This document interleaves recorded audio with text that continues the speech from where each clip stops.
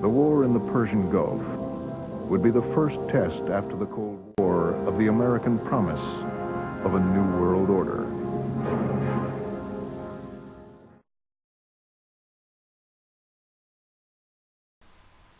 You might think, why do you care? What's the point? What's the deal? Who cares? Well, because what has happened is a war on America. This is not a war on terrorism. For the American military, this would be a war fought on two fronts, against an Iraqi army entrenched in the desert, and against the entrenched ghosts of an old war. The Persian Gulf War didn't last for 6 weeks. It lasted for 20 years.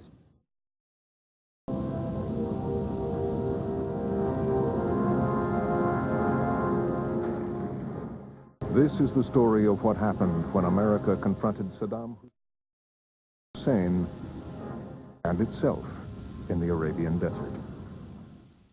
If Saddam Hussein, a two-bit tyrant who sits on 17 million people and possesses a gross national product of $40 billion, proved to be more patient than the United States, the world's most affluent and powerful nation. Thank you, Mr. Chairman. Thank you very much, Admiral Crowell. These are two of the most powerful. Terminator was just being systematic. Well, let's go back to one other Look, thing. you have heard enough. In the beginning, and it's a war on America today. You have people at the top that are coming after you. They're coming after your rights. They're coming after your way of life, and they're coming after your money. Am I talking to you? Because I Who is don't- an authority here? Please, listen. Shut up! You still don't get it, do you? We must be more vigilant. We must accept restrictions on freedoms that we have been reluctant to accept up to now. But as I say, it's really Am I talking to you? Because I Who is don't- an authority here? Please, Shut up! You still don't get it, do you? We died for Texaco. That really didn't resonate. And then if you recall, Jim Baker got up there and said, it's about jobs, jobs, jobs. If you want to sum it up in one word, it's jobs. The American people said, what's this all about? If you want to sum it up in one word, it's jobs. The American people said, what's this all about? If you want to sum it up in one word, it's jobs. The American people said, what's this all about? Into the World Trade Center in an apparent terrorist attack on our country. If you want to sum it up in one word, it's jobs. The American people said, what's this all about? If Saddam Hussein, a two-bit tyrant who sits on 17 million people and possesses a gross national product of $40 billion, proved to be more patient than the United States, the world's most affluent and powerful nation. Thank you, Mr. Chairman. Into the World Trade Center in an apparent terrorist attack on our country.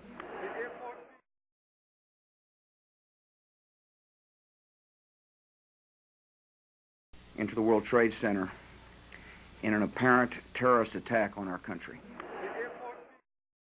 And it's a war on America today. You have people at the top that are coming after you. They're coming after your way of life, and they're coming after your money. They're coming after your business totalitarian laws that are superseding our laws. In the Gulf, 1,700 coalition aircraft now prepared to attack. They faced modern Iraqi fighters, many built by the French and Soviets, hundreds of missile batteries, and thousands of anti-aircraft guns. Technology had finally caught up with the vision that we'd always had of how to apply a strategic air campaign. Imagine Iraq like a human body. What happens if you take away somebody's ability to think, somebody's ability to communicate with the rest of the body? What happens if you sever their spinal cord? They can't function, right? Before the planes could attack, task reinforced Normandy would fire the first shots of the war. Its Apache gunships had been training for months. As the artillery barrage lifted, 7 Corps surged across the desert. This was the army that had been stationed in Europe to fight World War III. Now, the end of the Cold War, Iraq.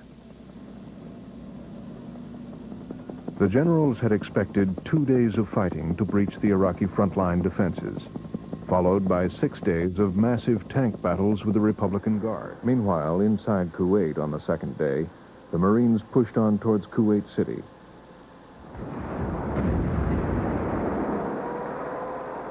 That night, 7 Corps routed an entire division of the Republican Guard. The other 5 Republican Guard divisions started a desperate retreat.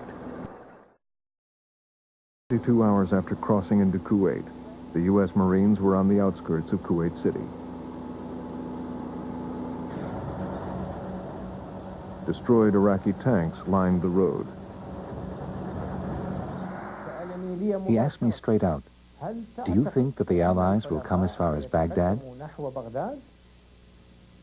was quite desperate and frightened. Just hours before the ceasefire went into effect, the British Army charged out of the desert towards the road running from Kuwait City north to Iraq. As we pulled over the top of the ridge, in front of us was the highway.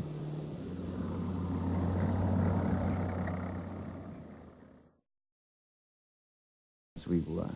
And when I detested being there, and for 3 days that we actually sat on the highway, I hated it. And it enveloped me more and more and more.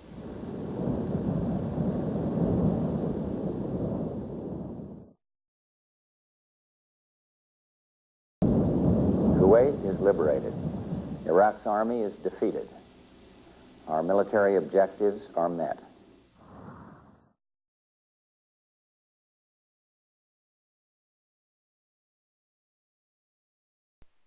No doubt we've lost some firefighters and police officers. Do you know anything about the cause of the explosions that brought the 2 buildings down yet? Was it caused by the planes or by something else? We believe that it was caused by the after effects of the planes hitting the buildings. We don't know of an additional explosion. Okay, one more time. Why did he need a talking point to answer the question about explosions that brought the buildings down? What was the reason? I'm not sure. It seems like, oh, I see, because the terrorists did it. That's right. The terrorists. It's the terrorists. I got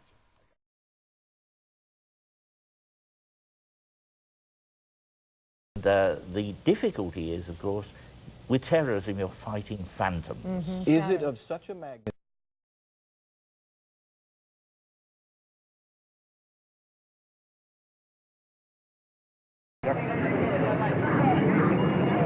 No one can go in to get the people out. There's small explosions still going on.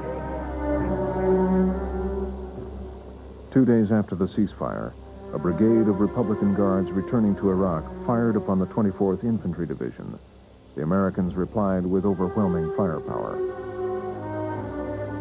7 months after Iraqi forces marched into Kuwait, the last battle had been fought. On the question of going to Baghdad, if you remember the Vietnam War, we had no international legitimacy for what we did. As a result, we, first of all, lost the battle in world public opinion. Eventually, we lost the battle at home.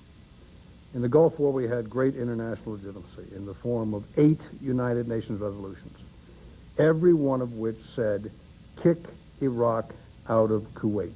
Did not say one word about going, conquering the whole country and hanging Saddam Hussein. That's point number 1.